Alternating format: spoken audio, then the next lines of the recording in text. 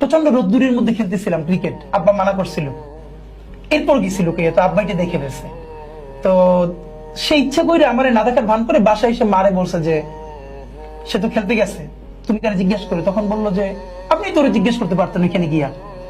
আব্বার এই কথাটা আমার আজীবন লেসেন। আব্বা বললো আমি যদি ওর মাঠের মধ্যে গিয়ে ধরি, জিজ্ঞেস করি, তারপর তো ওর সাথে যারা খেলে আজীবন ওরে মনে করবে যে ওর বাপি যেহেতু ওরে ধাওয়ায়, আমরা ওরে ধাওয়া দিতে পারবো।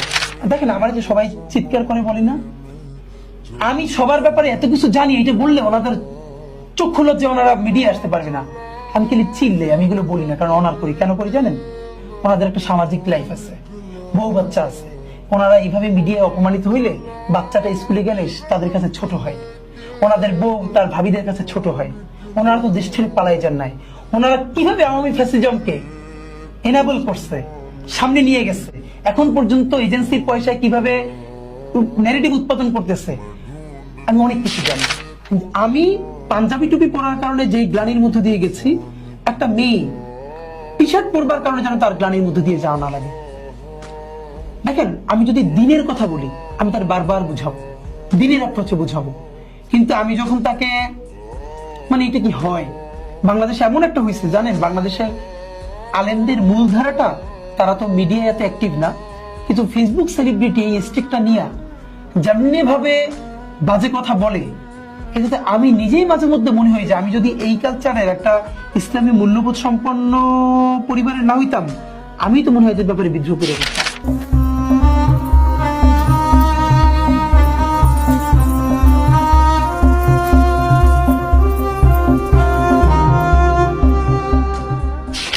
আপনি খুব প্রচন্ড পরিমাণে শাউট করেন, কাউকে পরোয়া করেন না, এটাকে অনেকে শিষ্টাচার বহির্ভূত বলে।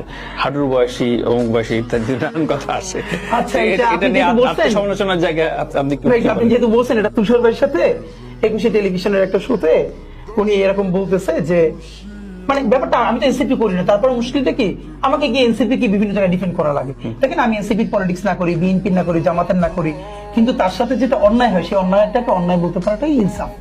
তো সেক্ষেত্রে ওদের পক্ষে তো ঘটনাটা হলো এই হাঁটুর বয়সী ব্যাপারটা আমার সাথেই উঠছে মূলত।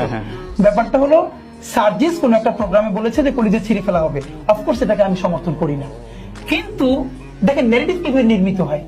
তুষার ভাই 21 টেলিভিশনে, এবং এইটা টপিকেও ছিল না, সে অফ দ্য রেকর্ডে বলতেছে হোস্টকে যে এই টপিকটা আইনেন প্লিজ, এইটা যে সার্জিস এটা বলছে, এটি ব্যাপারে ওনার খুব হোমওয়ার্ক আছে, বলবে। ও আচ্ছা, এটা আমি আপনাকে বলে দিলাম। হ্যাঁ, মানে এইটা টপিকে ছিল না, কিন্তু সার্জিস এই কথাটা বলছে, কলিজা ছেড়ার কথা, এখন এটি বিরুদ্ধে বলতে চান, তিনি তাকে আবার রিকোয়েস্ট করছেন, এরপর উনি জিজ্ঞেস করছেন। দেখেন,